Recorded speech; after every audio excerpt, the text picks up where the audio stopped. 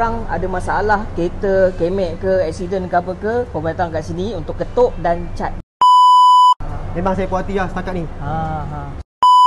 Okay, Assalamualaikum guys. Okay, saya dekat Saujana Rawang. Okay, saya nak review sikit dekat bengkel abang ni. Dia ketuk body dengan cat. So, saya nak tanya pendapat abang ni lah. Apa pendapat abang tentang kereta abang yang telah disiap lah, cat semua?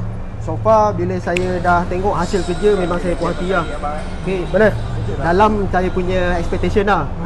Maknanya sebelum ni saya memang cari untuk kedai yang boleh buat bonnet ni, yang mana yang sebelum ni ada spoiler, untuk tutup balik lubang spoiler tu lah.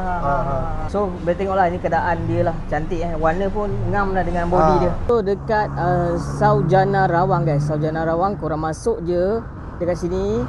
Dekat sini ada tulis kedai ketuk dan cat kereta lah. Betul-betul bengkel dekat sini. Okay, ini kereta sebelum kita nak buat persiapan untuk nak mengecat kereta ni.